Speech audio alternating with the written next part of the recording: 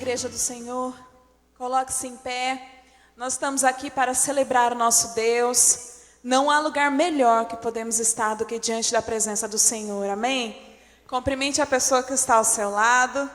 Diga, seja bem-vindo em nome de Jesus.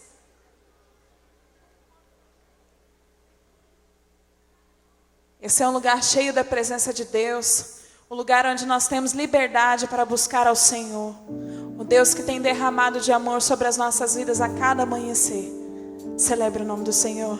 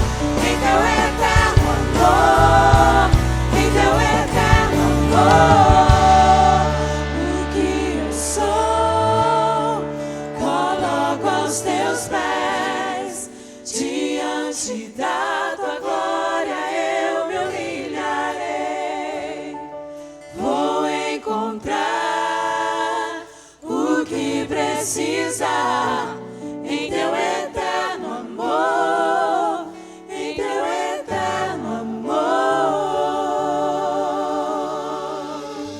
Maravilhoso! Aplauda para Ele. Toda honra, toda glória, toda majestade, toda adoração, tudo é para Ele. Que o nome dEle seja exclusivamente adorado, exaltado nessa noite. Santo, santo, santo é o Senhor dos exércitos. Feche seus olhos, meu querido. O Espírito Santo já começou a falar com a igreja que agora é um momento de você colocar tudo que você tem, tudo que você é, aos pés do Senhor.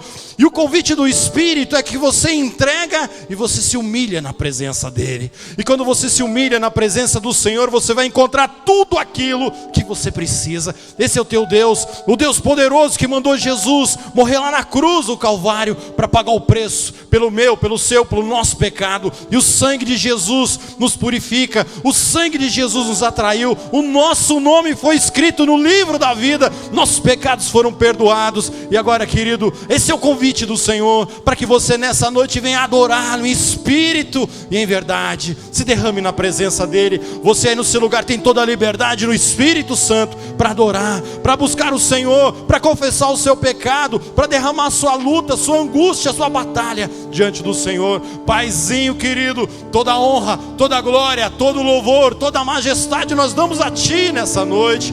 Pai, nós estamos no melhor lugar do mundo, Pai, é na Tua presença. Não existe lugar melhor, como Davi já disse. É melhor um dia na Tua presença, na Tua casa, do que 1000 em qualquer outro lugar. Pai, mas nós não queremos simplesmente ficar do lado de fora, ó Deus, do Teu altar. Nós queremos entrar nos Teus átrios, papai, como a Tua palavra nos convida a entrar com confiança na presença do Senhor, pelo vivo e novo caminho. Nós nos rendemos a Ti, nós nos humilhamos a Ti nessa noite. Vem Espírito Santo, transforma o nosso coração, transforma a nossa adoração, transforma a nossa vida. Fala conosco, Deus, de uma maneira que a nossa vida seja transformada radicalmente nessa noite. Pai, nós oramos por irmãos que entraram aqui, irmãos que talvez nos assistem pela internet, que nessa noite precisa de um milagre, precisa de um toque sobrenatural do Senhor. Faz algo poderoso, papai. Leva aqueles que ainda não Te conhecem nessa noite a ter uma experiência contigo, uma experiência de libertação, de cura, de salvação, papai, em nome de Jesus. Queremos orar por todas as famílias aqui reunidas, queremos orar pelas células, pelas supervisões, pelas redes, que a bênção do Senhor, ó Pai, venha ser derramada, ministrada sobre a vida de todo o Teu povo. Pai, toma esse culto, Deus, nas Tuas mãos, esse culto de ceia, onde nós vamos celebrar a ceia, onde nós vamos, Pai, entrar, continuar na Tua presença, Pai, recebendo tudo aquilo que o Senhor já tem preparado para nós. Por isso, Senhor, toma a nossa vida, toma o nosso coração, toma, Senhor, esse lugar. Esse culto é Teu. Recebe, papai, toda a honra, todo louvor, exclusivamente ao Teu nome, e na autoridade do nome de Jesus. Toda obra contrária, toda obra das trevas, caia por terra em nome de Jesus. Nós repreendemos toda manifestação demoníaca, e esse lugar seja simplesmente livre para o mover sobrenatural do Teu Espírito, papai. Nós temos certeza que o Senhor fará algo poderoso nesse lugar. Nós temos convicção, papai, que essa é uma tarde de um encontro face a face com o Senhor. Por isso nós Te adoramos, Te agradecemos, certos que o Senhor fará infinitamente mais além daquilo que nós estamos pedindo ou pensando, em nome de Jesus, amém e amém. Aplauda o Senhor bem forte, meu querido. Louvado seja o nome do Senhor. Amém. Pode assentar-se, querido. Vamos às nossas comunicações.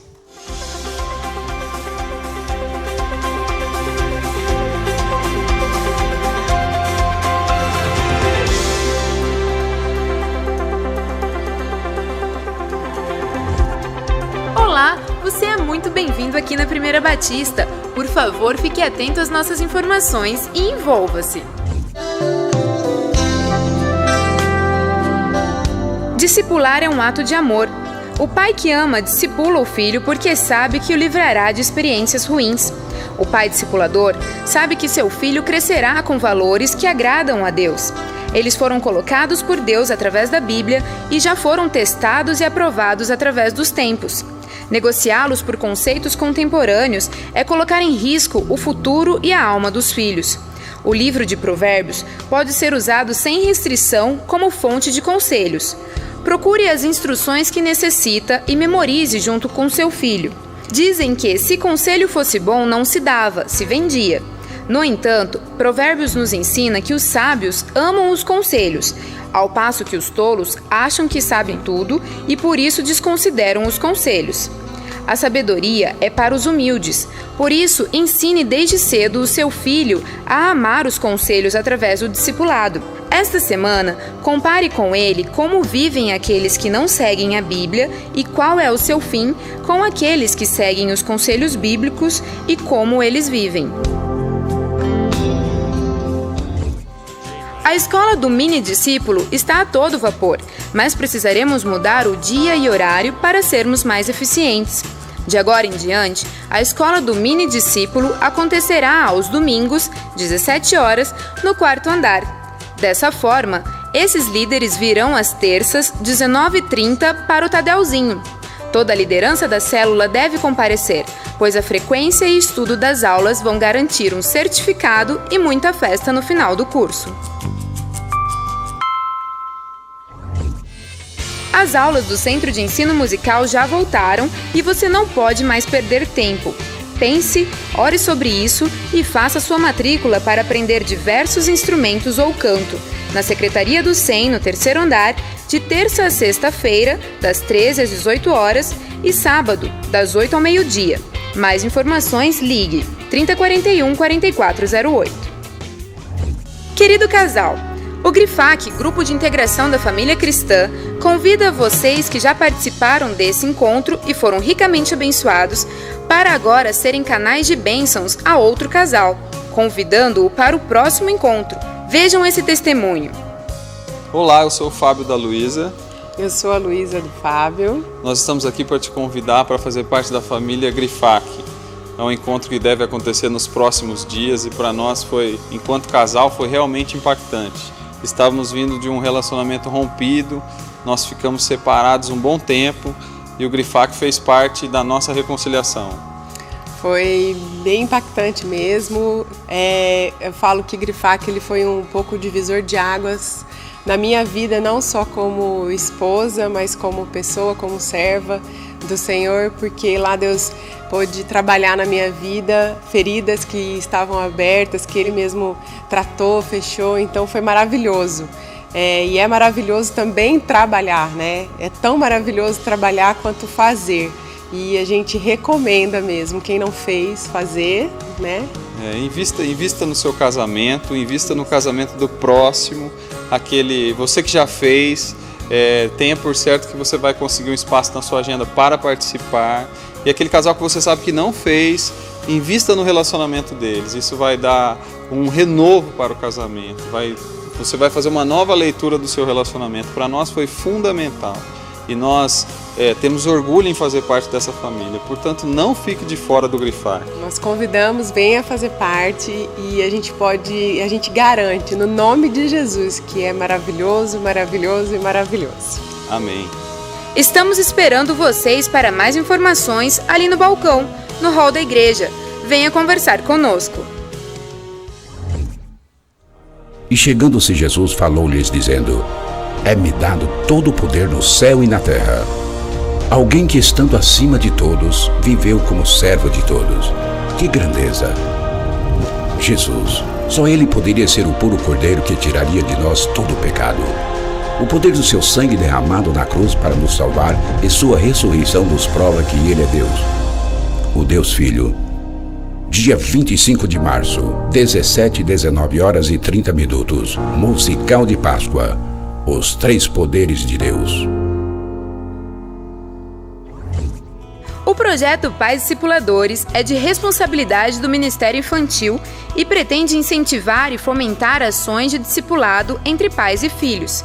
E o Mini convida todos os pais discipuladores e também todos os pais apaixonados pelos seus filhos a participarem desse encontro, que acontecerá no próximo sábado, dia 12, às 15 horas, aqui no templo. Teremos a presença da irmã Cristiane Bertoli, que é professora responsável pela Letrare Formação Continuada e membro de nossa igreja.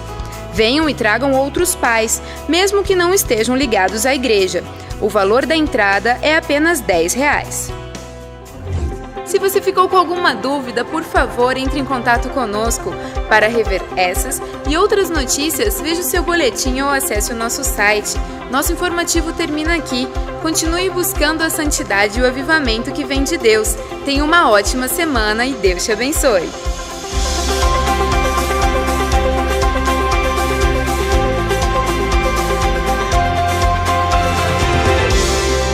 Graça e paz, igreja. Amém?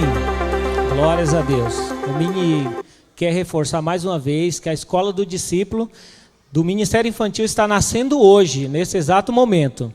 E, por enquanto, a escola está aberta para líderes de célula infantil, líderes em treinamento da célula infantil e os líderes de missões na célula infantil. Então, são essas 3 categorias de líderes que poderão participar da Escola do Mini Discípulo.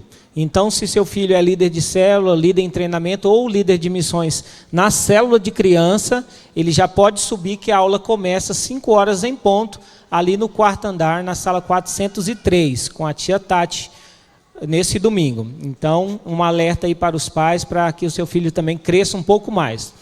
E nós também temos, no sábado agora, o projeto Pais Discipuladores. É a 2ª edição.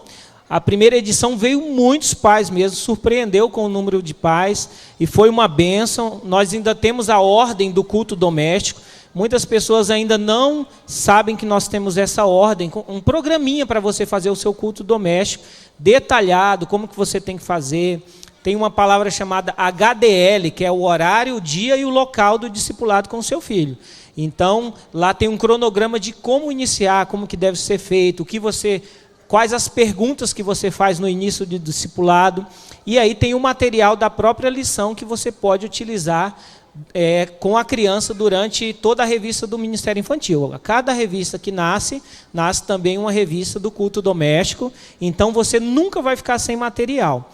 Então nós estamos aí fazendo a 2ª edição. Vai ser sábado agora, às 15 horas, das 15 às 17 horas. Vai terminar bem certinho, porque tem o culto logo mais, então não vai se estender muito, pode vir. E é aberto para todas as pessoas com um custo de R$10. Você pode convidar os professores, os parentes, seus vizinhos, seus amigos. Amém? Vamos nos colocar em pé. Nós vamos ler o versículo de hoje e agradecer a Deus pela vida das crianças. Vamos lá? Eu me ajoelhei e adorei a Deus e louvei ao Senhor. Gênesis 24, 48. Hoje as crianças vão aprender uma linda história de amor entre Isaac e Rebeca. Uma história de obediência, de oração e de parceria. Imagina um pai que promete que o seu filho vai ter uma grande esposa. Os filmes mostram que antigamente a tradição era ruim, você conseguir uma esposa para um filho.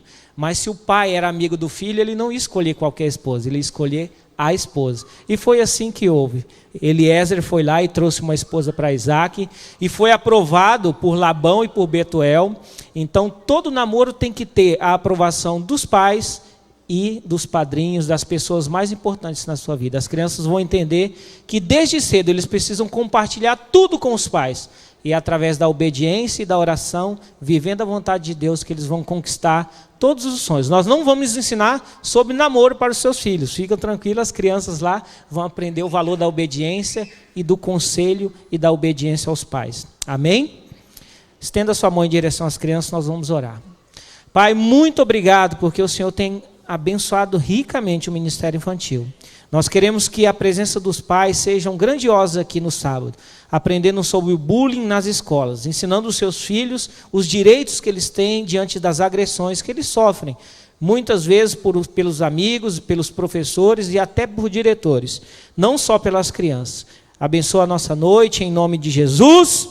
Amém! Vamos lá.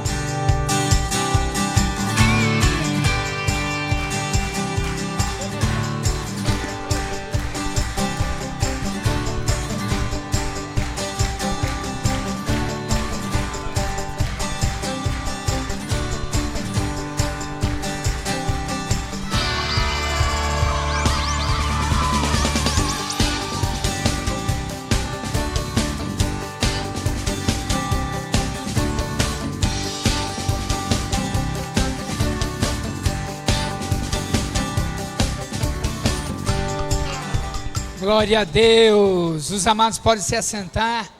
Seu filho está em excelentes mãos, cuidando e investindo na vida deles para que sejam cada vez mais cheios da graça do Senhor. Amém? Eu vou chamar 2 casais aqui e o conselho missionário, e eu gostaria que você pudesse aplaudir a Deus em gratidão pela vida do Afonso, da Dalva, do Valmir e da Mercedes também, né? Você pode aplaudir em Cristo Jesus? Amém.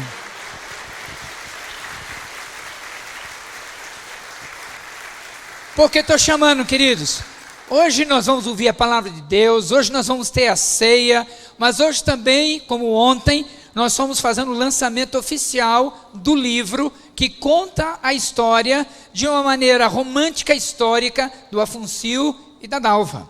Então, é muito interessante a gente ficar conectado. Valmir e Mercedes, que são de Curitiba, moram em Lisboa, Portugal, tiveram uma experiência numa viagem missionária, liderando médicos. Eles são economistas, tem tudo a ver, né? E aí foram ao campo missionário e aí conheceram o Afonso e Dalva. A conexão foi muito forte. E aí Deus foi trabalhando no coração deles de 2009 em diante, de maneira que eles puderam pensar, por que não escrever um livro? E a agenda deles é uma coisa inacreditável, né? E guardada 7 chaves, porque eu ainda não tive acesso a essa agenda não. Mas é muito gostoso poder ver o carinho, o amor deles. E aí eles começaram a escrever, produziram 540 unidades, vieram de Curitiba para cá, não cobraram nada, queridos. Estão doando os livros para investir na vida do Afonso e da Dalva. Uma coisa muito linda, uma coisa maravilhosa, né?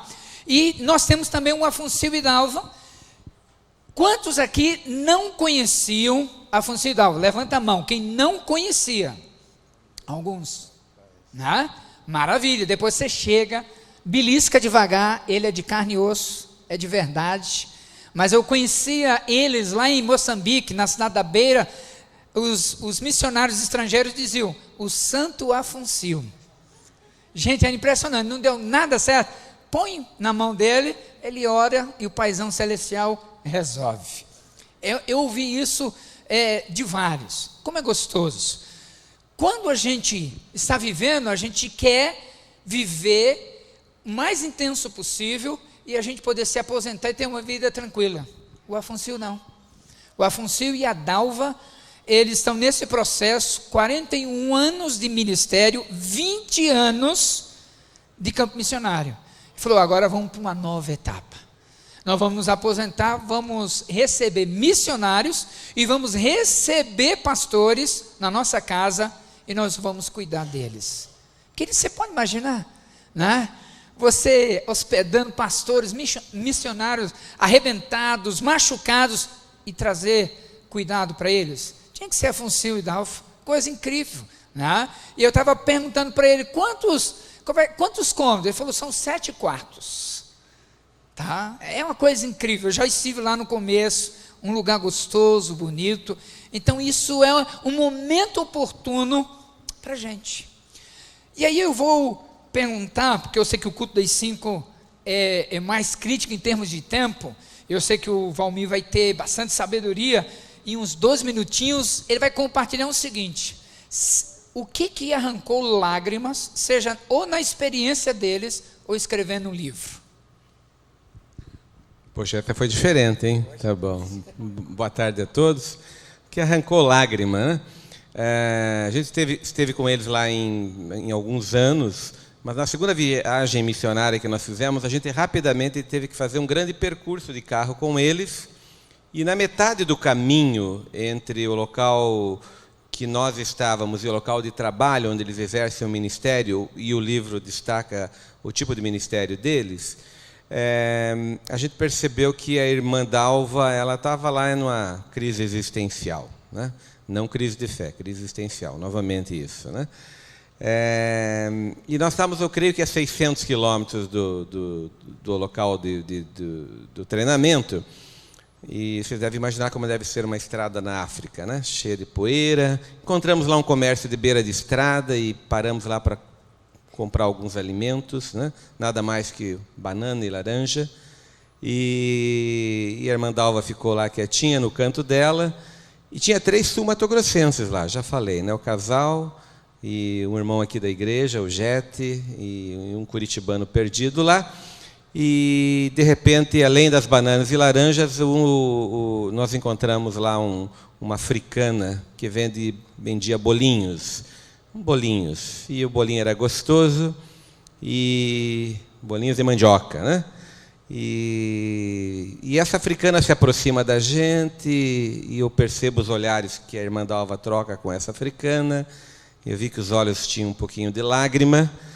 E, na verdade, o que acabou acontecendo ali, e esse evento foi o evento marcante para que a gente escrevesse o livro, a despeito lá da questão das nossas agendas detalhadas, foi o fato de que aquele encontro nada mais era do que o encontro de uma aluna com uma professora. A irmã Dalva tinha ministrado a essa mulher a muitos quilômetros de distância, não faço a menor ideia como é que ela se locomoveu até lá, mas o fato é que ela deixou muito claro que a subsistência dela e da família dela era fruto, era resultado, né, do investimento que os irmãos fizeram na vida dela. Não apenas compartilharam do melhor da palavra, né, mas foram sensíveis no sentido de também ajudá-la no ato da sobrevivência e etc. E essa foi a característica marcante no ministério do pastor Afonso e da irmã Dalva, que de fato nos sensibilizou, né? Para quem não sabe, né, eles exerceram o ministério como missionários na África num momento de guerra civil. Dificilmente aqui alguém de nós viveu uma experiência dessa natureza, né? Trabalharam com mutilados, trabalharam lá com educação cristã, e Deus colocou uma estratégia vencedora. Nós trabalhamos com empreendedorismo social e ficamos muito sensibilizados. Por isso que voltamos muitas vezes lá. O fato deles anunciarem Cristo e ajudarem aquele povo com coisas muito simples, mas uma vez que se transforme numa estratégia do Senhor, eu posso garantir que ela foi eficiente. E aquela mulher nada mais é do que o resultado, né, de uma plantação, de um trabalho muito, muito eficaz que eles fizeram lá, né? E esse foi um encontro marcante, né, que está narrado no primeiro capítulo do livro, né? Quem ler o livro vai ver isso, e a gente não os transformamos porque não são em heróis, absolutamente não. É um livro que trata da forma como o trabalho missionário deles foi desenvolvido e vai abordar também questões socioeconômicas, culturais, religiosas, daquele contexto lá complexo que é a África, que eles trabalharam muito bem e cumpriram fielmente a missão que Deus concedeu a eles. Amém. Glória a Deus. Maravilha. E, queridos, a gente tem um vídeo do Paulo Fineman, mas nós não vamos passar, vai estar disponível no site, a gente vai poder ouvir de 1 minuto e 49 segundos, mas é um momento também que a igreja quer fazer uma homenagem, simples, através de uma placa, que membro do conselho, a Miriam, vai ler, e aí nós vamos estar orando.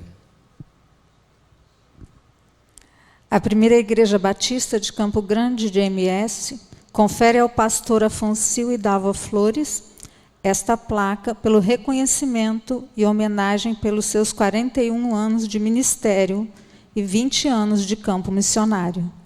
Este é o versículo bastante significativo para o casal. Mas de nada faço questão, nem tenho a minha vida por preciosa, contanto que cumpra com alegria a minha carreira. Eu falei, pastor João, eu quero chorar. Oh, meu Deus. E o ministério que recebi do Senhor Jesus para dar testemunho do Evangelho da graça de Deus. Atos 20, 24. Campo Grande, 5 de março de 2016.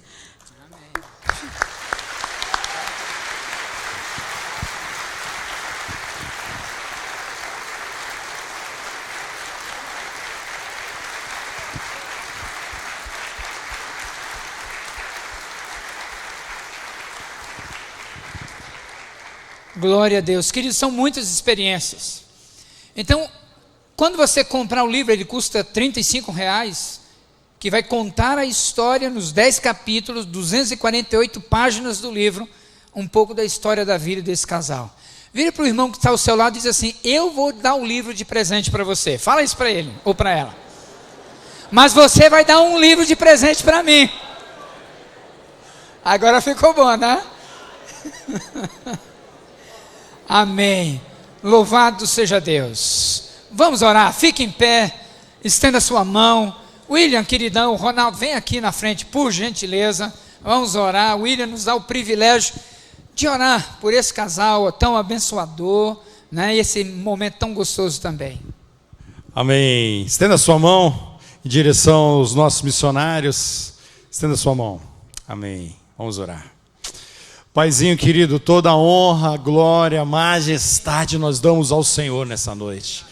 Deus, nós estamos aqui, ó Deus, diante Deus, desse testemunho maravilhoso que os teus servos deram, de um ministério, Deus, que honrou o nome do Senhor. Foi o objetivo deles, fazer tudo para a tua honra, para a tua glória. E eles serviram ao Senhor com alegria, passaram lutas, passaram dificuldades, e nessa noite nós estamos aqui celebrando o nome de Jesus, porque eles são mais do que vencedores em Cristo Jesus. Pai, quando os teus servos estavam lá na África, era a igreja do Senhor lá na África, nós estávamos lá na África, Pai. Pai, muito obrigado pelas vidas que foram alcançadas, salvas, por todo o trabalho executado ali, Pai. Eu sei que isso é só o começo da vida dos teus servos, que o Senhor ainda vai continuar abençoando e usando-os poderosamente, papai. Renova as forças, renova a saúde, abençoa a família, o casamento, papai. Nós profetizamos, Pai, a bênção do Senhor de forma integral na vida dos teus filhos. E a vitória deles, Pai, é a nossa vitória. A vitória deles é a nossa vitória, é a vitória do Senhor. Nós oramos agradecidos em nome de Jesus. Amém e amém. Glória a Deus. Amém, glória a Deus. Pode assentar-se, querido. Depois você não vai embora sem dar um abraço aí no pastor Afonso, na irmã Dalva. E aí você pode falar para o seu irmão que está do seu lado aí, vou te dar um livro também. Amém, queridos? Agora um momento muito, muito especial do nosso culto, onde nós queremos conhecer os nossos convidados. Tem pessoas que vieram convidados por um amigo, por um parente. Tem pessoas que entraram aqui que falam assim: não, ninguém me convidou, mas eu tenho certeza que o Espírito Santo te convidou e você está aqui nessa noite. Você que está vindo aqui na nossa igreja, no nosso tempo para a primeira, segunda e terceira vez, por gentileza, querido, nós queremos que você fique em pé, nós queremos dar um abraço em você, cumprimentá-lo. Onde são os nossos convidados? Por favor, fiquem em pé, por gentileza. Olha, aqui na frente uma salva de palmas, aqui também. Sai do seu lugar, querido, dá um abraço bem forte nesse irmão maravilhoso, está aí, nesse convidado. Glória a Deus. E os nossos irmãos lá de Curitiba também, cadê eles aqui? Os escritores ali, olha lá, irmão, vai lá, dá um cumprimento, dá um abraço bem forte neles. Amém, glória a Deus. Esse povo é muito doce, hein? Glória a Deus. Se você não tem ainda uma igreja evangélica, aqui é a sua casa, viu? É o nosso sonho que vocês sintam à vontade. E se você é de alguma igreja evangélica, manda um grande abraço lá para o seu pastorzão, para a sua liderança. Amém, igreja? Vamos devolver agora o nosso dízimo, nossa oferta com alegria. Você vai sair do seu lugar, vai trazer aqui seu dízimo, sua oferta. E, meu querido, sua oferta missionária de fé. A sua oferta missionária de fé, meu irmão, abençoa aqui o trabalho missionário na nossa cidade, os projetos sociais, no nosso estado, no nosso Brasil e no mundo. E antes de você descer aqui até a plataforma, trazer o seu dízimo, feche seus olhos, segura aí o teu dízimo, seu envelope de oferta, e nós vamos consagrar ao Senhor nosso dízimo, nossa oferta. Paizinho querido, louvado seja o teu nome, porque o Senhor tem sido a cada dia, Deus, muito, mas muito fiel, Senhor. Muito obrigado, Deus, por tudo aquilo que o Senhor tem feito na nossa vida, Deus, e nós queremos devolver agora o nosso dízimo, nossa oferta missionária de fé, com alegria, dizendo para o Senhor: Pai, muito obrigado pelo privilégio de devolver ao Senhor, ó Deus, como prova da nossa fidelidade, como prova do nosso amor. Por isso, papai, abre as janelas dos céus, escancara sobre a vida do teu povo, a bênção com a maior abastança. Nós oramos agradecidos em nome de Jesus. Amém, amém. Pode vir, meu irmão, com alegria, traga seu dízimo, sua oferta, em nome de Jesus.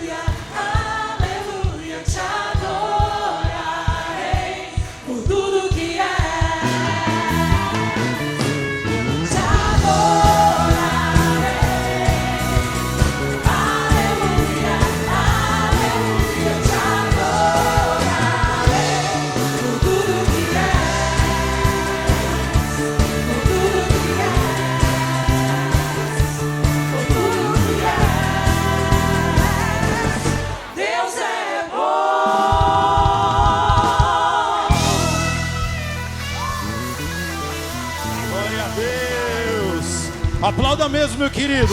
Você veio para aplaudir esse Deus maravilhoso. Santo, santo, santo é o Senhor dos exércitos. Amém. Glória a Deus. Pode assentar-se, querido. Nós vamos iniciar a ceia do Senhor. Que privilégio, que honra.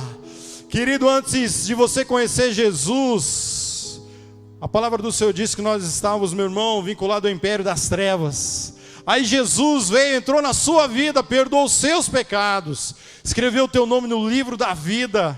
E se Jesus voltar hoje, meu irmão, ou se Ele te chamar, você vai se apresentar diante do Senhor. É muita bênção, querido. E por isso que nós estamos aqui nessa noite celebrando a ceia do Senhor. E talvez se você é o nosso visitante, você possa estar perguntando, mas o que é isso? O que é a ceia do Senhor? Nós estamos lembrando a morte, anunciando a morte e a ressurreição de Jesus lá na cruz do Calvário. E você pode estar perguntando, mas quem pode participar da ceia do Senhor?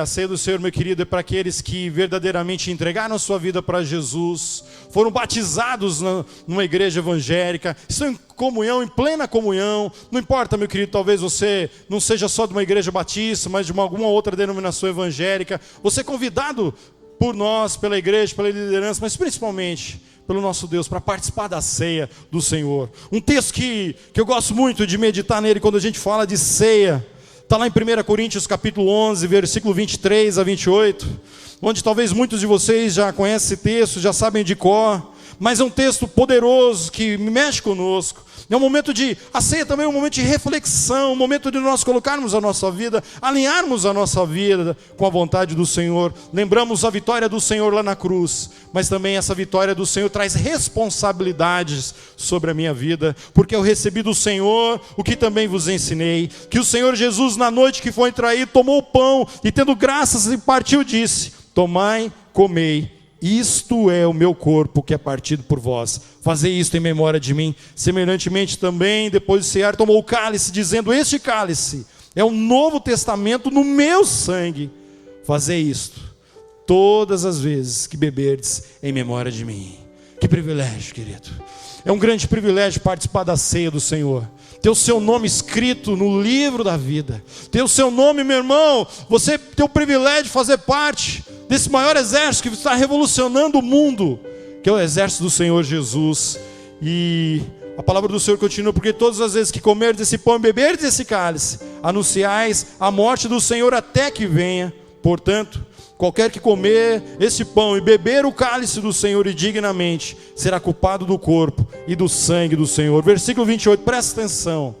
Examine-se, pois, o homem a si mesmo, e assim coma deste pão e beba desse cálice. Os irmãos, os diáconos estarão servindo. Eles não vão reter, meu irmão, o pão e a ceia. A reflexão, a decisão é sua. Mas a palavra do Senhor, querido, nos leva a buscarmos esse arrependimento, a analisarmos a nossa vida. Examine-se, pois, o homem a si mesmo, e assim coma.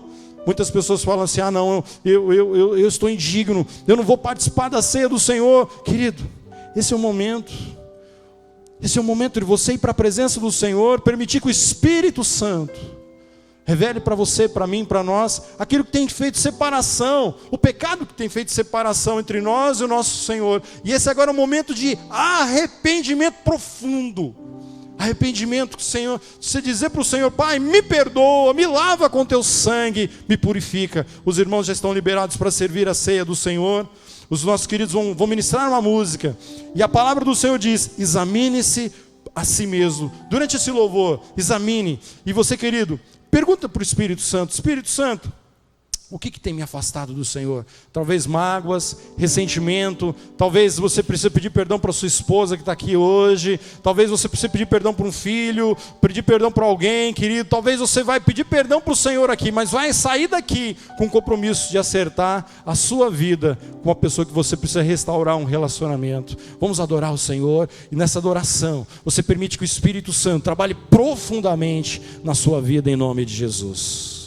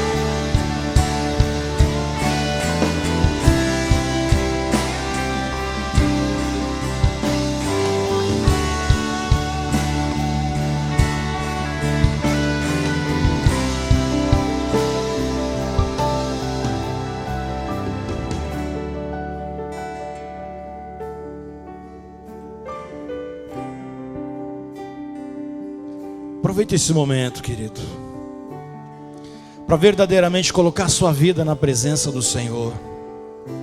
Permitir que o Espírito Santo sonde algo profundo, talvez, como o pastor Bill Hybels sempre tem falado para nós, que muitas vezes temos nossos pontos cegos, áreas da nossa vida, defeitos, pecados que a gente não consegue enxergar, mas o Espírito Santo, Ele sonda profundamente, como o salmista diz: sonda, meu Deus, vê se há em mim algum caminho mau, e eu quero colocar esse caminho mau hoje na tua cruz. Eu quero ser lavado, perdoado pelo teu sangue nessa noite, quero sair daqui liberto.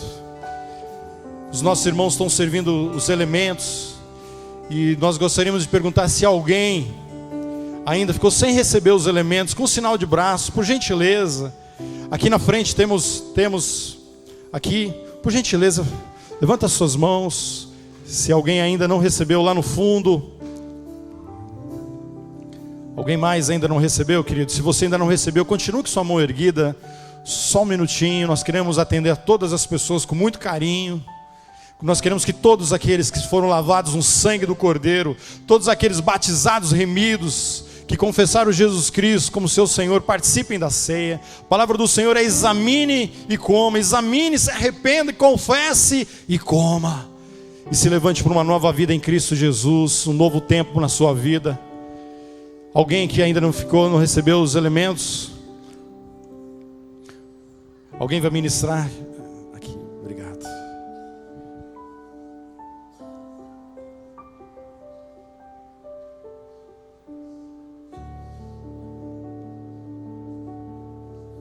Fique em oração.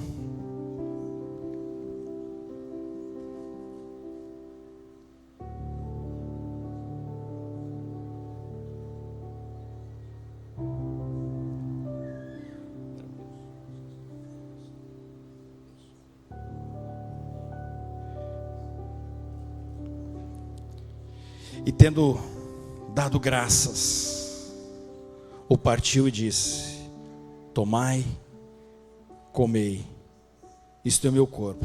Esse pão não é o corpo de Cristo, é um memorial, um símbolo. O memorial, nós estamos anunciando a morte do Senhor. Tomai, isto é o meu corpo que é partido por vós. Fazei isto em memória de mim, em memória de Jesus, querido. Para a honra e glória do Senhor, coma do pão.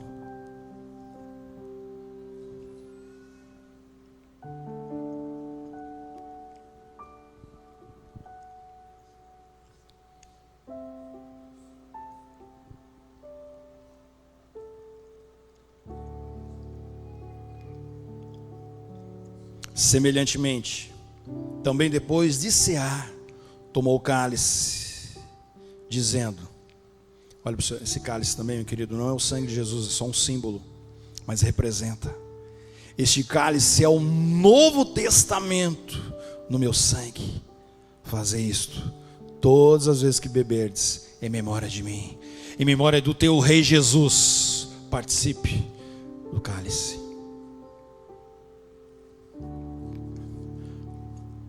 Paizinho querido, louvado seja o teu nome, meu Deus, pelo sangue de Jesus derramado lá na cruz do Calvário. Pai, o que seria de nós sem o teu sangue? Não haveria vida nenhuma, papai, sem o sangue do teu filho, teu seu sacrifício, sem o perdão, sem a graça do Senhor. Por isso nessa noite nós anunciamos, ó Pai, através dessa ceia, esse memorial, que o nosso Redentor vive, o nosso Redentor vive, o nosso Redentor vive, Jesus Cristo, Senhor. Ele vive e está no nosso meio. Louvado seja o teu nome, e que a nossa vida seja para te adorar, para te servir. Que todos os nossos atos, papai, aqui no culto, em casa, na rua, seja para te adorar, para te glorificar, papai. Louvado seja o nome do Senhor, engrandecido seja o teu nome, papai. Nós te adoramos, nós te glorificamos, em nome de Jesus. Fica em pé, meu querido, aplauda o Senhor. Grandes coisas fez o Senhor por nós, por isso estamos alegres. Vamos adorá-lo. Passe o cálice para a pessoa da direita. Vamos continuar adorando o Senhor. Adore o Senhor. Está consumado.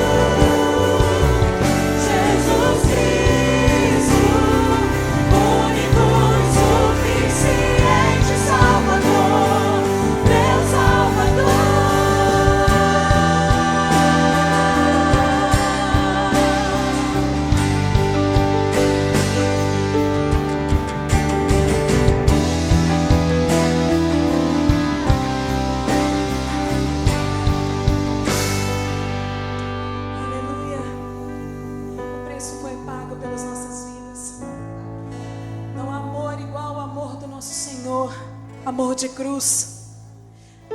Tetelestai significa está pago, está quitado, a sua dívida foi paga. A sua dívida foi paga com sangue, e o sangue precioso do Senhor Jesus. Não há outro Deus, e tudo que nós pudéssemos dizer seria tão pouco perante a grandeza desse Senhor. Tu és santo, tu és tremendo. Não há outro igual ao Senhor, Deus.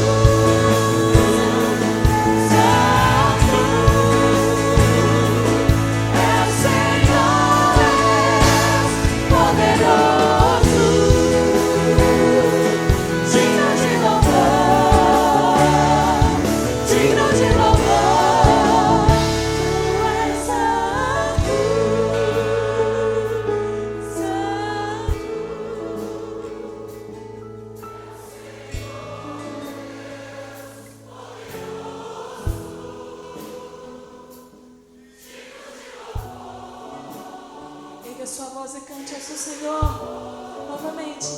Tu és santo.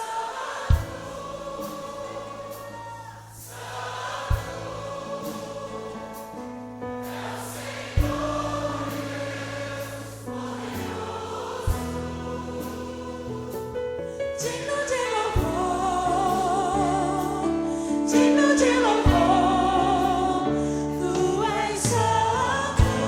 Tu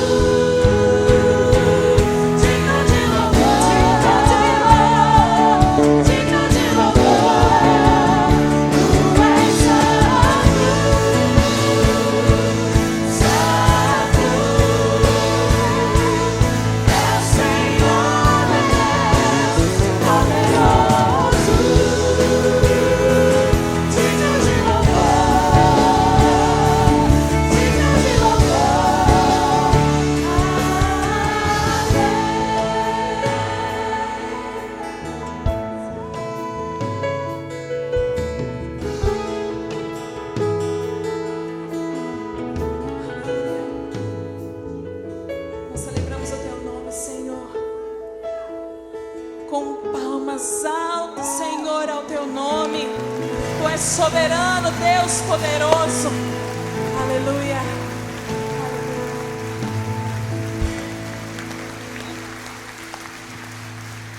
Glória a Deus, aleluia. Muito obrigado, irmãos. Muito obrigado. Deus abençoe vocês. Podem se assentar, meus irmãos, minhas irmãs.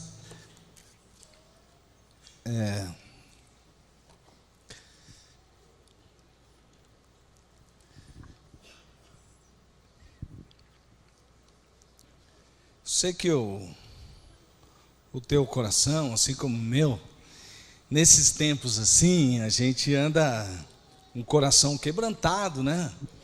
Por causa da nossa nação, está passando por tantas coisas terríveis, né? Tantos escândalos. Eu sempre tenho orado um pouco mais pelas nossas crianças, porque isso não deve ser muito bom para elas ver tantas coisas e começarem a perguntar o que está acontecendo, né? Mas se tiver bom modelo em casa, isso já vai fortalecê-las mais. Tenho orado também pelos pais, porque isso é um momento crítico para a formação das futuras gerações. E mais ao mesmo tempo eu percebo que isso é um momento assim de reflexão e que pode fazer a gente sair de um lugar para ir para o outro. Eu espero que a gente saia desse lugar ruim e vá para um melhor, né? Como da mais recente vez que estávamos aqui falando sobre Jeremias, o homem sempre está entre duas escolhas: confiar em si mesmo, na força humana, para reagir diante de problemas difíceis.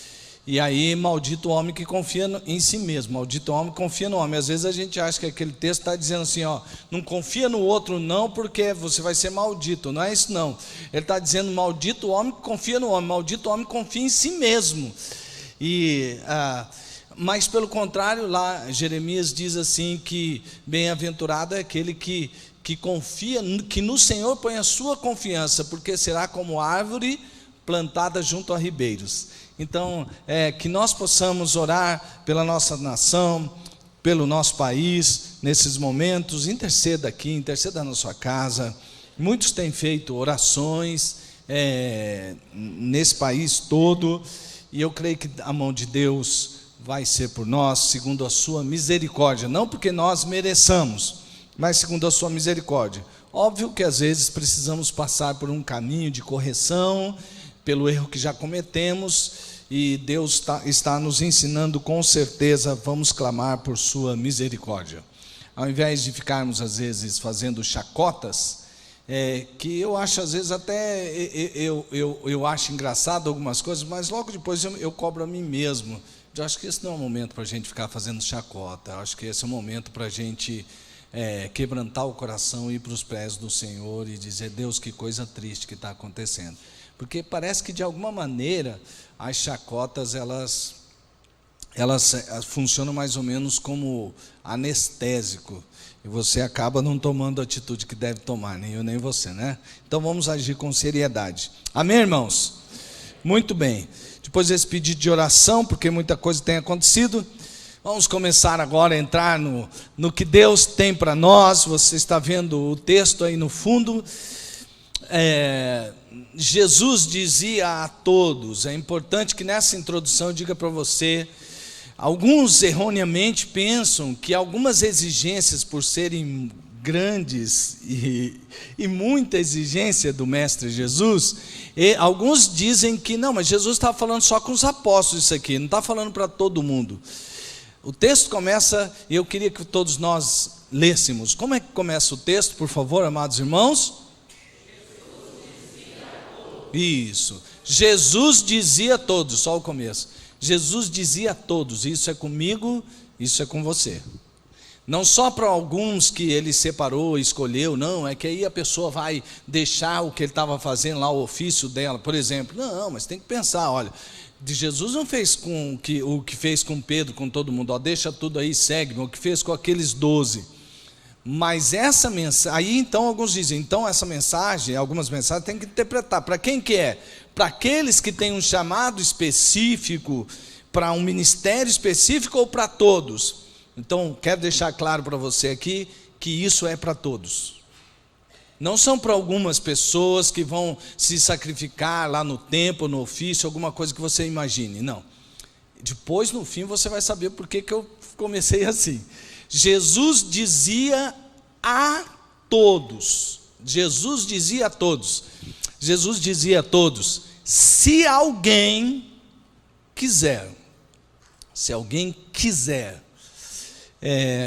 Jesus, diferentemente dos outros rabinos, Jesus aqui já era um rabino famoso, e muitos discípulos, eles se alistavam para ser discípulos de mestres, principalmente os que eram considerados mais entendidos, mais sábios, mais cheios do conhecimento.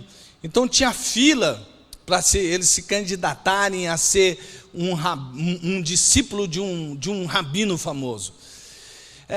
Jesus não permitiu isso.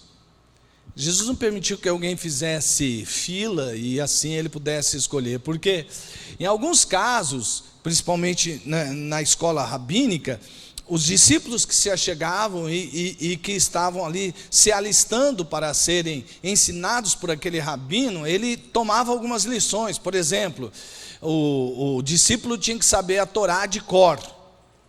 E havia alguns mestres que, a partir de tal trecho, começa a citar. Aí diz, agora a partir do começo, o fim. E assim ia fazendo vários testes. Quer dizer, a pessoa tinha que ter muito conhecimento para passar em alguns testes, principalmente com relação à Torá. E as interpretações também que os fariseus faziam a respeito daquelas leis. Então, eles tinham que saber todas aquelas traduções. Passado nesse teste, então diz, agora então você pode me seguir e pode aprender comigo. Jesus não fez assim também. Jesus, ele escolheu até pessoas que já estavam fora da idade para serem alunas, porque o discípulo é um aluno. Jesus escolheu algumas pessoas que já tinham sido reprovados para serem discípulos de algum rabino. Então, ele teve algumas diferenças. E também, Jesus não estava dizendo que eram apenas discípulos os que com ele andavam de cidade em cidade, que deixaram seus ofícios, como por exemplo de pescador, e foram seguindo Jesus durante aqueles anos.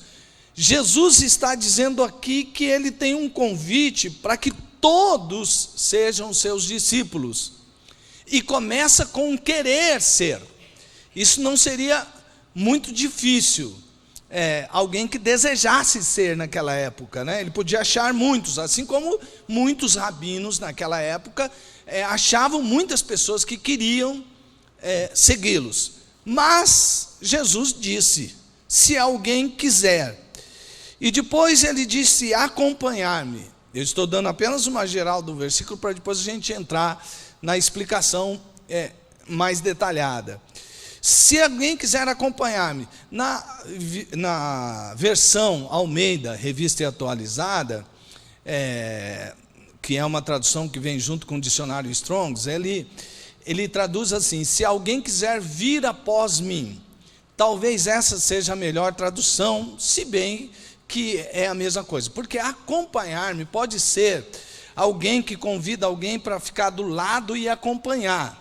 Não deixa de ter esse sentido, mas quando você fala, se alguém quiser vir após mim, significa que alguém fez um caminho que o outro deve seguir. Ou seja, Jesus não está convidando você para andar um caminho que ele não andou.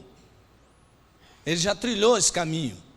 Eu estou falando isso antes porque a hora que a gente penetrar você vai entender mais.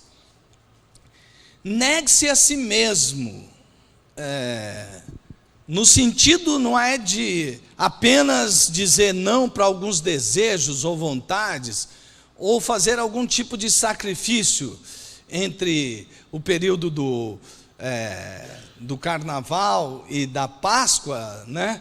Passar ali alguns dias negando a si mesmo alguns prazeres de comida ou de bebida ou de alguma coisa assim.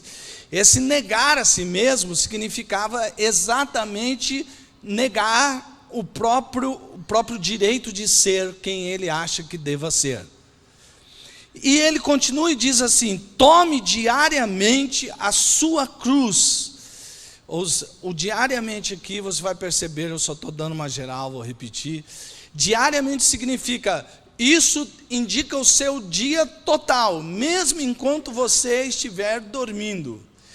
Diariamente a sua cruz e siga-me, e me acompanhe. Então, baseado um pouquinho nessa introdução, eu quero dizer para você que Jesus, nesse texto, ele está falando sobre um chamado para ser discípulo dele, chamados para ser discípulos. Então, é muito importante que a gente entenda que nós temos um chamado, e um chamado não apenas para fazer algo, o chamado é para ser, a mudança no ser. Então, chamados para ser discípulos envolve nessa caminhada, nesse chamado, há 3 exigências do discipulado. Primeiro, desejar. Você tem que depois, renunciar. A segunda exigência do discipulado em Jesus, renunciar. E o terceiro, seguir, que significa andar como ele andou. Vamos lá, gente? Agora, preste atenção no desejar. Você deseja seguir Jesus?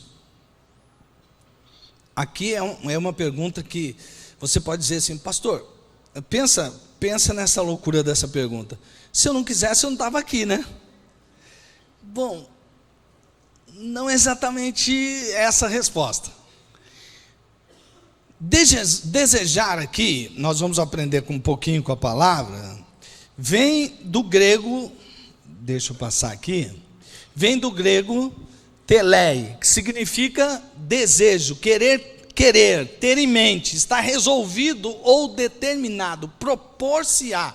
Tem que exigir determinação. Essa palavra significa um desejo determinado. Você vai depois juntar todas as coisas. Essa palavra vem de um dos derivados, ela vem da palavra temelion, que significa assentado como fundamento de uma construção. Então, vou construir algo e tem um fundamento. Então, Jesus está dizendo assim: olha, tem algo que você deve fundamentar antes de mais nada. Eu quero saber só se você tem o desejo, se você quer, se você realmente está determinado em ouvir o meu chamado. Você quer? Bom, a priori, não é fácil responder essa pergunta. Por quê? Porque para eu dizer se eu quero ou não, você tem que me apresentar o que é esse chamado. Não é verdade? Por exemplo, se eu quiser te vender um relógio, eu não escondo o relógio aqui atrás, só: você quer esse relógio? Comprar? Olha, ele é baratinho, ele custa R$5.000. Eu falo: que relógio barato é esse? R$5.000? Mas depois, se eu te mostrar e falar que ele é de uma marca famosa, que custa R$100.000, e que se você comprar por 5.000, você vende ele fácil por 20, né? Aí você fala: opa, então eu quero comprar, vou me esforçar aqui, porque eu preciso ganhar R$15.000 em cima desse relógio. Bem, enfim, é preciso explicar, não é? Para que você queira ou não aquilo que está lhe oferecendo. Eu sei que eu passei assim bem por cima o que significa esse querer de Jesus, mas é só para explicar para você que o desejo é a base de todas as coisas. Se você deseja, se você está determinado, se você quer, se aquilo te provoca paixão, você, obviamente, vai continuar no caminho. Se não, você vai parar pelo meio do caminho. Se eu te perguntar quais foram os seus mais fortes desejos, quais teriam sido eles? Quem sabe você desejou há algum tempo atrás, ou você está na idade, está desejando fortemente passar em algum em algum vestibular ou alguma coisa assim, para você entrar numa faculdade que você deseja muito. Mas outros que estão aqui já cumpriram esse grande sonho. Depois, quem sabe, teve o sonho de se casar com alguém, né? Você desejou tanto aquela pessoa, você quis tanto, você orou por aquela pessoa, você orou por aquele rapaz, você orou por aquela moça, e aquilo se tornou um grande desejo na sua vida. Muitos aqui já cumpriram esse desejo, né, de se casarem. Depois, quem sabe lá num tempo na sua vida, você entra nessa onda que se tem, né, dessa propaganda sobre o American Dream. Você quis ter aquele carrão dos seus sonhos. Você passava por ele, você falava assim: olha que carro bonito, já pensou? Ainda vou ter um desse. Papai, olha aí o meu desejo, né? E aí, você até um dia lá na oração falou: oh Deus, eu estou me deleitando aqui no Senhor, então concede o desejo do meu coração, né? Você queria aquele carrão. Ou quem sabe você foi quando você estava ali naquele aluguel sofrível, você falou: puxa, se eu tivesse uma casa, ao invés de pagar esse aluguel, eu estivesse pagando uma prestação. E aí você teve o desejo, você foi para uma casa, quem sabe você começou já num apartamento menor, numa casa menor, e você foi vendo outras possibilidades. Você já cumpriu esses sonhos? Quais foram os seus mais fortes desejos? Sabe qual é o nosso problema? Que parece que tudo aquilo que a gente deseja nessa terra, quando a gente conquista, parece meio que perdeu o brilho. Parece que você precisa de um outro sonho, de um outro desejo, porque aquilo já não lhe satisfaz mais. Mas você foi atrás daquilo porque você desejou, entendeu? Principalmente no que diz respeito àqueles amores mais profundos, você foi atrás porque você desejou, porque você quis, você lutou por aquilo, você investiu tempo naquilo, você investiu tempo estudando para fazer o vestibular, você investiu tempo estudando para concluir aquele curso, porque você quis, você estava desejando: eu preciso, eu quero me formar, eu quero ter como profissão tal coisa. Você desejou se casar, você lutou pela conquista, você ocupou tempo na conquista, você gastou dinheiro com presentes por aquela conquista, você se embelezou o máximo que você podia para ter aquela conquista. Desejo. Jesus está perguntando: quem quiser vir após mim.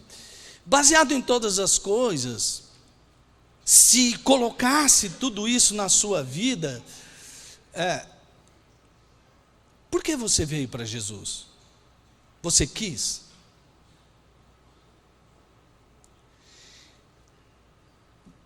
Qual foi o seu desejo mais ardente? Sabe por quê, gente? Eu acho que nós transformamos o cristianismo em um mercado religioso, assim, onde quem oferecer mais, tem mais cliente. E nós não podemos fazer isso com Jesus. Sabe por quê? Jesus está dizendo assim: quem quiser. Quanto você quis Jesus? Ou quanto você quer Jesus? Jesus já se apresentou a você. Ele mostrou para você quem Ele é. E Ele está perguntando: quem quiser.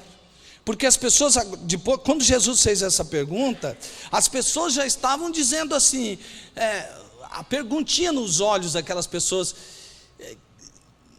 como é que a gente faz para ser seu discípulo?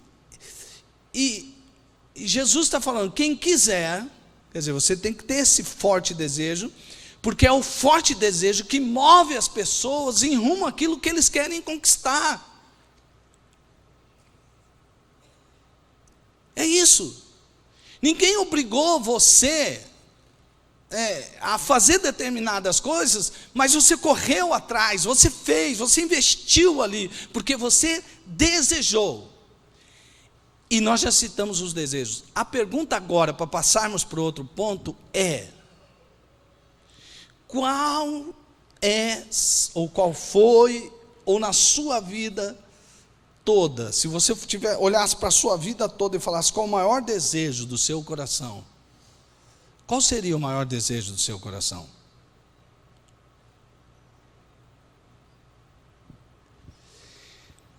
E aí eu perguntaria,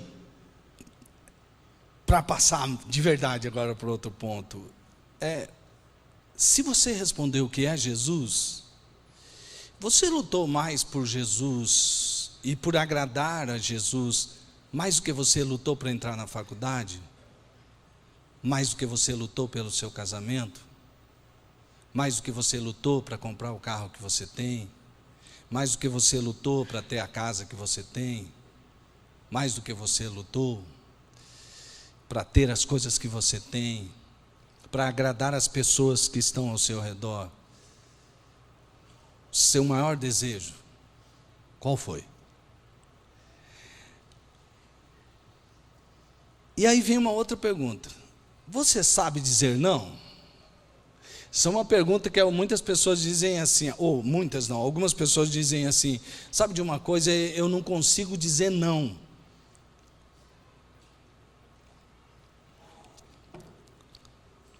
A pergunta é: por que você não consegue dizer não? Mas uma pergunta mais profunda um pouquinho é: mesmo quando trata de você mesmo, você consegue dizer não para você mesmo? Preste atenção nisso. Você consegue dizer não para você mesmo? Você diz: muitas vezes, pastor, eu já tive que dizer não para eu mesmo, que eu desejei uma coisa e eu falei assim: não, isso não adianta, não vai ter. Mas por que você disse não? Porque você viu alguma impossibilidade, ou porque em tomando uma escolha, você preteriu a sua vontade em favor da vontade de alguém? A questão que vem a seguir sobre ser discípulo de Jesus é sobre renúncia, é negar a si mesmo, para seguir a Jesus. Tem gente que acha que talento é o que domina a vida dele, então ele fala: não, Deus me deu esse talento, eu tenho que... Não, Deus não te deu o talento para ele ser o seu Senhor, ele te deu um talento para que aquele talento servisse ao seu Senhor. E mesmo que ele dissesse: não, eu te dei esse talento, sei que você sabe fazer muito bem isso, mas agora eu não quero que você faça isso, eu quero que você faça outra coisa. Aí você diz: mas não está em mim fazer. Não, Jesus não está interessado em saber de você o que está ou não está em você. Ele está interessado em saber se você quer fazer a vontade dele. E aí ele vai lhe capacitar a cumprir a vontade que ele mesmo pediu, senão ele é louco. Se Jesus pede uma coisa e ele não vai me capacitar para fazer, eu não vou fazer aquilo que ele está me pedindo, porque não há forças em mim mesmo para fazer o que Jesus quer que eu faça, não na sua intensidade. Vamos caminhar que você vai descobrir por quê. Veja o texto está dizendo: negue-se a quem? Negue alguns desejos seus, negue e diga não aos pecados da prostituição, aos pecados da gula, da ganância. É isso que ele está dizendo para ser discípulo dele. Jesus estabeleceu uma listinha: se você quiser ser meus discípulos, vocês não podem fazer isso. Primeiro ele disse assim: eu sei o que você deve e o que você não deve fazer, mas antes de mais nada eu quero saber se você quer me seguir e se você vai negar a si mesmo em favor da minha vontade. Negue-se a si mesmo, negue-se a si mesmo. Quer ver? Olha a palavra. Eu não estou dizendo algo que está fora da palavra.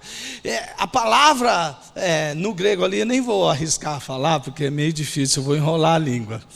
Eu já falei, mas quando a gente está na frente de todo mundo assim, fica com vergonha, enrola, né, a língua toda. Mas eu sei falar isso aí, vocês acreditam em mim? Eu vou treinar mais aí. Mas, opa, tropeçando aqui antes, você já viu como eu fui tentar falar, eu falei, melhor não, né? Olha aqui, negar, declarar não conhecimento ou ligação com alguém. Esquecer de si mesmo, perder a visão ou interesse próprio. Quem quer seguir esse Jesus? Gente, ou a gente acredita que quem pediu isso, porque algumas pessoas dizem assim, eu já ouvi alguns intelectuais, não pode falar que Jesus, olha, para aí, os cristãos, eles podiam dizer assim, falar desse Jesus, que ele deu cada palavra maravilhosa. Um dia eu ouvi um desses eruditos, filósofos, dizer assim, isso que Jesus pregou sobre o amor, principalmente o amor ao próximo, é algo que ninguém falou, é algo muito profundo. Mas para que ficar falando da divindade de Jesus? Não precisa. Gente, se nós não acreditarmos que Jesus é Deus, então eu prefiro não acreditar em Jesus, porque ele é um louco. Um cara que pede isso, e ele não é Deus, ele é homem.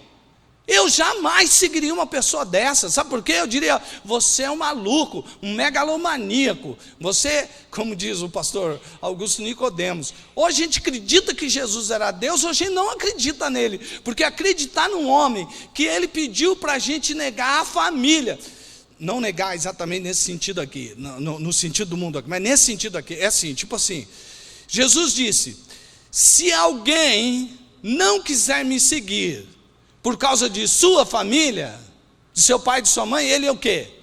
Não é digno de mim.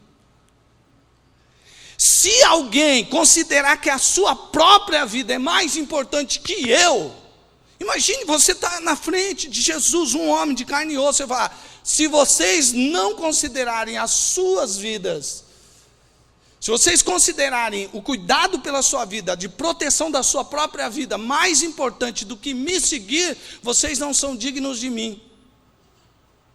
E ele é homem só, então vaza desse cara, esse cara é louco. Mas se Jesus é Deus, aí sim, aí tem todo sentido o que ele está falando. E Jesus é Deus, e ele está falando assim, negue-se a si mesmo. Negue-se a si mesmo, negue-se a si mesmo. Declare não conhecimento ou ligação com você mesmo, por amor a Jesus. Esqueça de si mesmo. Perca o interesse próprio quando você estiver diante de Jesus.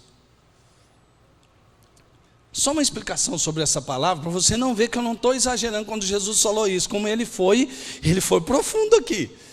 Negar está no tempo aorista. Quando ele falou isso, é um tempo indeterminado, sem limite. A voz está na voz média, que é uma voz do grego, agindo diretamente sobre si, e é um imperativo.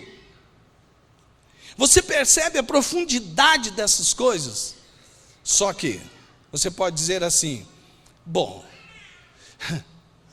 quem faria um negócio desse?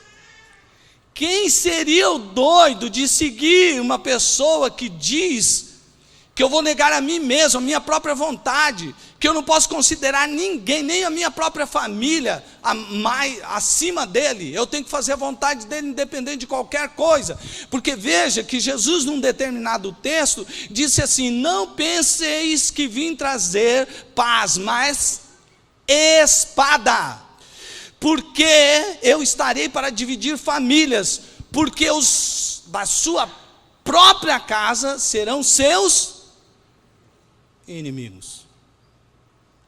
Jesus está dizendo, se amaldiçoa sua família, sai doidão aí, manda embora todo mundo. Não, Jesus não está falando isso. Jesus está dizendo que quem quer segui-lo tem que pôr ele antes de tudo na sua vida. Acima de todas as coisas que você mais ama, do que tua esposa, teu esposo, teus filhos. Eu não vou falar sogra, porque seria fácil você cumprir esse. Mas, Jesus está dizendo que você tem que colocar tudo abaixo dele. Aí você diz assim, mas, gente, esse Jesus, ele está falando, ele falou isso aqui, enquanto ele estava vivo em carne e osso, assim, o Deus Emanuel, Deus encarnado, ele disse isso. Só que hoje nós podemos ler isso de uma maneira ainda mais completa. O que significava, se alguém quiser vir após mim, significa que alguém já andou no caminho e convida você a andar nos passos que ele já trilhou. Olha isso aqui. Olha o que Paulo fala. Paulo fala, em Filipenses capítulo 2, que Jesus, ele abriu mão do poder do ser. Você entende o que é isso? Então deixa eu te mostrar. Olha aqui, para você não falar que Jesus foi um desses profetas que falou, mas ele não andou no caminho que ele pediu. Olha só.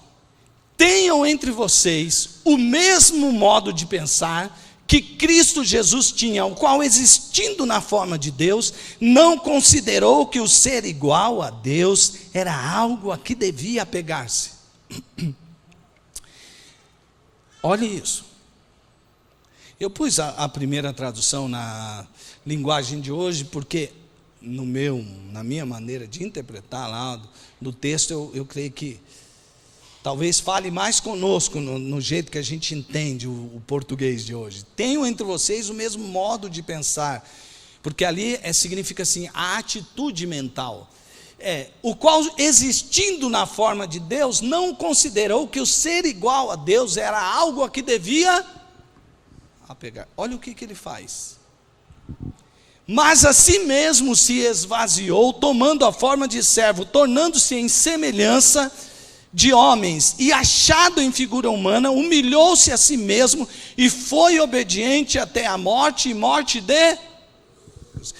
Ei, não imagine que Jesus está pedindo para você fazer uma coisa que ele não fez. Nem que você quisesse fazer. O que Jesus fez, você não poderia fazer. Tem alguém aqui que já foi Deus? Então você não pode fazer o que Jesus fez. Só ele poderia fazer o que ele fez. Mas ele está dando aqui um exemplo do que é renúncia, do que é abandonar a si mesmo por amor ao outro. Nesse caso aqui, por amor a todos nós. Jesus deixou da sua condição de Deus e se transformou no quê? Esvaziou-se, tomando a forma de servo, um escravo, tornando-se em semelhança de homens, e achado em figura humana, humilhou-se a si mesmo e foi obediente até a morte, e morte de...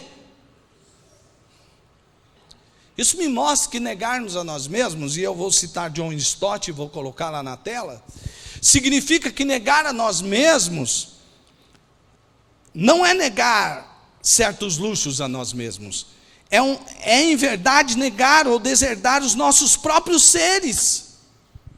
Eu me deserdo em favor de Jesus, renunciando ao nosso suposto direito de seguir o nosso próprio caminho. Eu não tenho próprio caminho. O meu, porque às vezes fala assim, qual o meu ministério, o meu chamado, o meu... Tá, desde que esse meu significa que foi alguém que lhe deu, tudo bem. Mas se esse é seu, aí sabe por quê? Porque eu converso muito isso com Deus. Hoje mesmo, eu quase que passei o dia inteiro falando, Deus, o Senhor me conhece. Sabe o que vai acontecer, Deus? Eu estou aqui orando, estou me preparando. Aí de repente fala, que legal, vou falar isso, será que alguém já falou? E tal. Aí olha que Deus me usa. Mas eu falo, Deus, até na minha oração eu estou com falsidade, tem vez. Eu confesso isso diante de mim mesmo. Eu sou falso às vezes, Deus, porque eu sei como é que é meu eu. Ele fica orando para que a mensagem seja poderosa, seja cheia de unção, seja cheia, para depois receber aquele... Eu falo, Deus, não deixa, põe essa porcariazinha do meu ego no lugar certo, porque quem tem que ser o centro é Jesus, e quem tem que ser glorificado é o Pai. Então, é uma luta constante, mas é isso que nós devemos fazer. Sabe o que é? É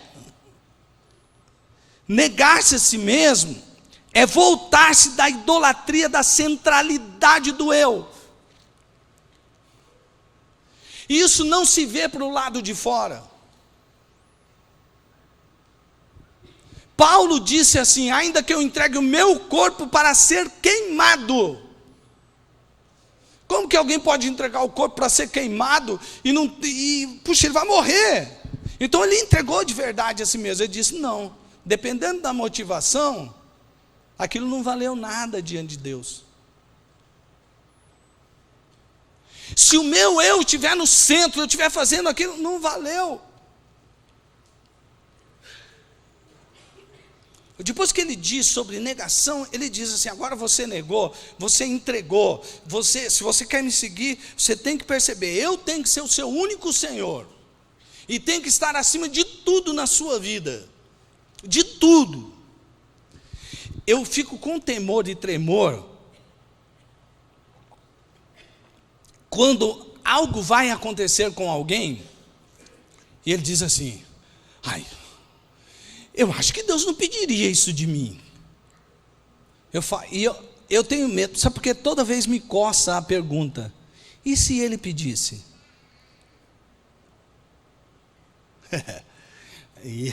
E se ele pedisse? Você se rebelaria contra ele? Porque tem gente que se rebela, ele perdeu alguma coisa, ou ele perdeu alguém. Deus não me ajudou, Deus não fez, você viu? Aí ele demonstrou quem era Senhor da vida dele. Era uma conversa que era Jesus. Ele mesmo foi até Jesus porque ele queria garantias de sua vida. Ele queria garantias sobre a sua eternidade, sobre o seu futuro. Ei, deixa eu te dizer uma coisa. Já pensou alguém orar assim e falar assim: risca o meu nome no livro da vida, mas salva o povo? Esse se entregou porque ele cometeu um suicídio espiritual. Ele escolheu ir para o inferno para que os outros fossem aos céus. Mas aquele que negou a si mesmo, ele está disposto a tudo, porque ele não está mais no centro. Jesus está no centro e ele entende. Paulo fez essa oração.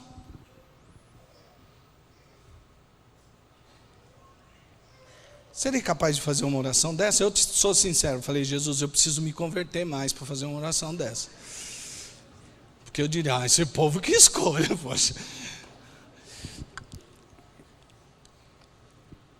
E aí, vem a última. Essa segunda parte seria a maior mesmo, irmãos. Agora essa é para o fim.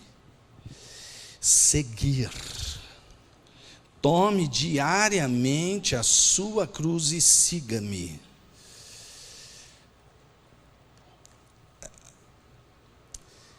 O texto aqui é ao longo de... O termo usado para dia é o dia civil, não é exatamente o dia como o judeu olhava, mas era o dia civil, de 24 horas.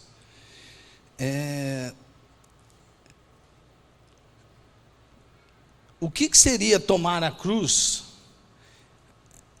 Esse comentarista, ele escrevendo fazendo uma exegese do livro de Marcos, ele comentou assim: tomar a cruz é colocar-se na posição de um homem condenado a caminho de sua execução.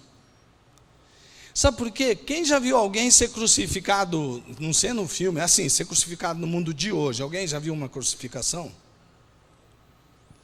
Isso não é comum a nós. Você entender assim: tome a sua cruz.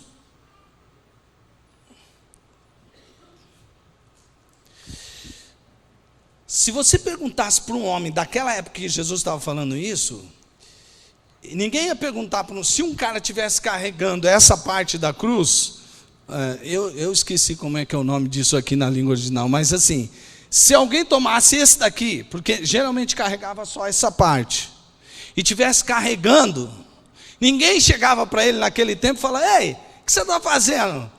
Essa madeira é para você pôr lá no telhado da sua casa, o que você está fazendo? Não, se alguém visse um homem desse carregando, ele sabia para onde aquele homem estava indo. Por isso é necessário a gente retomar o sentido. Tomar a cruz significa que você está indo para o caminho da condenação e da execução. Ou seja, você é daqueles que diz: já estou crucificado com Cristo. Eu já me declarei condenado. E em Cristo Jesus eu morri para mim mesmo. Veja, ser discípulo de Jesus não é uma modinha. Não é uma modinha.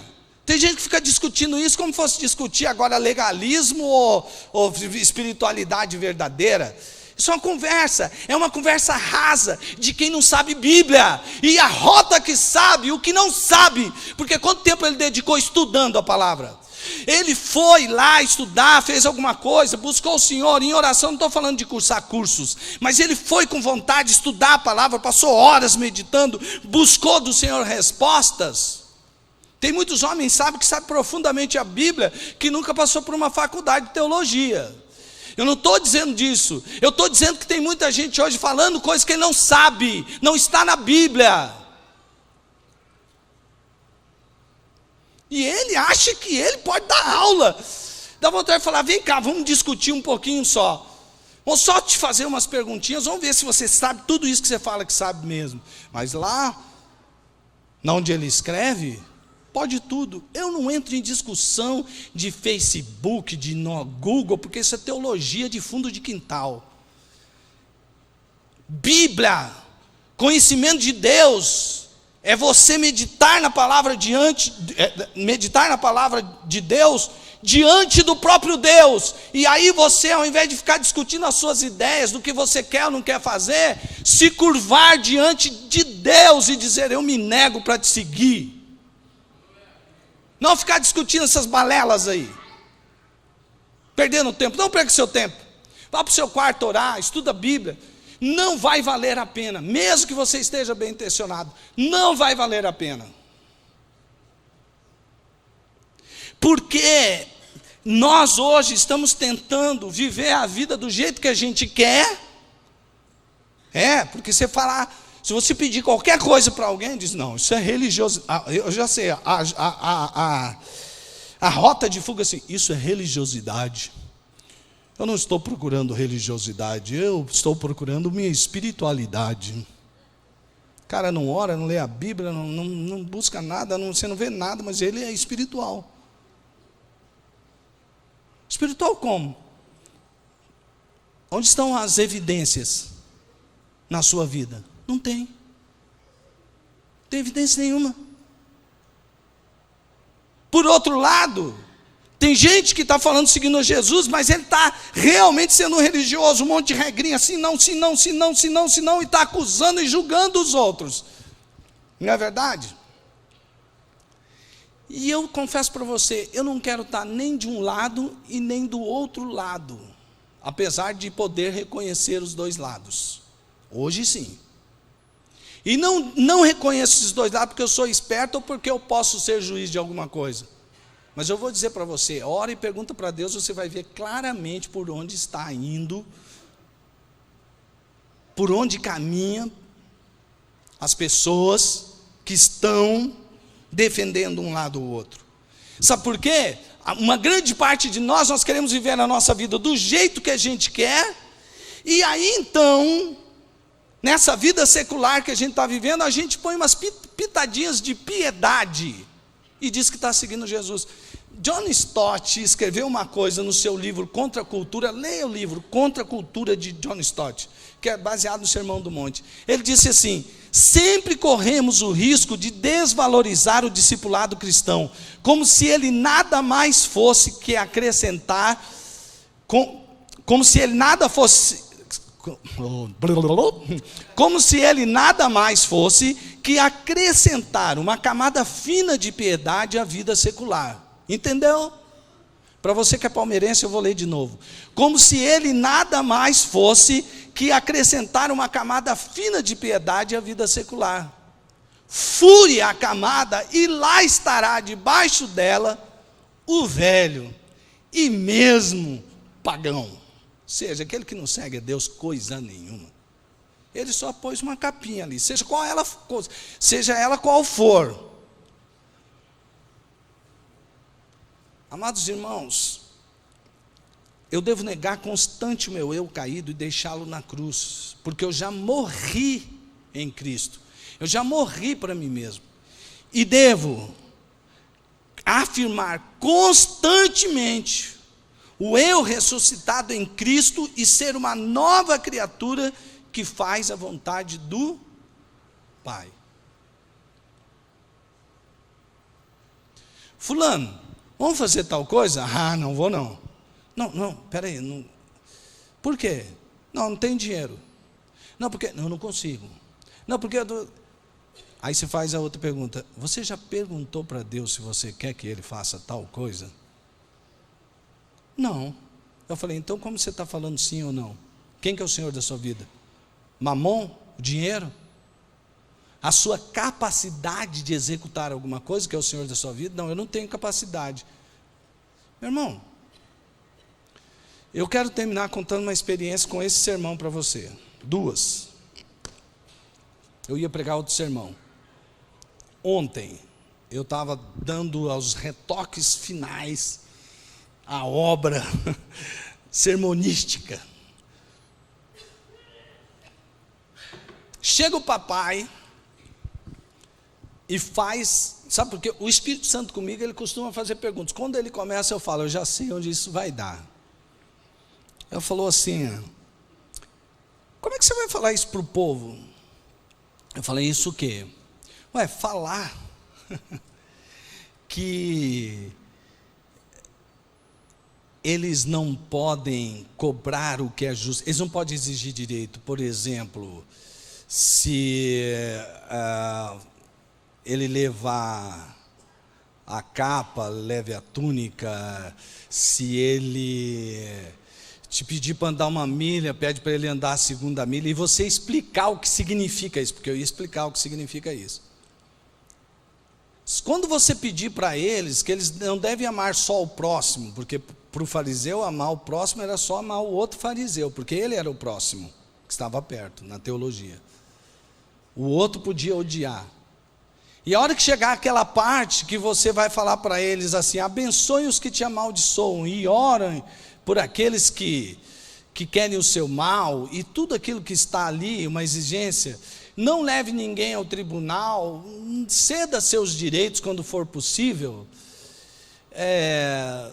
Como você vai pedir isso para eles? Eu falei, é verdade, isso aqui é uma exigência grande demais, para qualquer pessoa. Ele falou, então, você já viu o texto, o total do texto aí? Eu vou pedir para que eles entreguem todas as coisas. Como que você vai pedir isso para eles? Eu falei, eu não estou entendendo a sua pergunta, Espírito Santo. Mas tudo aquilo acontecendo na minha cabeça, eu percebi que Deus falou comigo assim, há algo que antecede isso. E não adianta você pedir para que as pessoas façam o que eu quero que elas façam, sem antes eu ser o Senhor delas. Porque há muitas pessoas que dizem que eu sou o Senhor, mas que eu não posso pedir nada a elas. Muito mais essas exigências todas.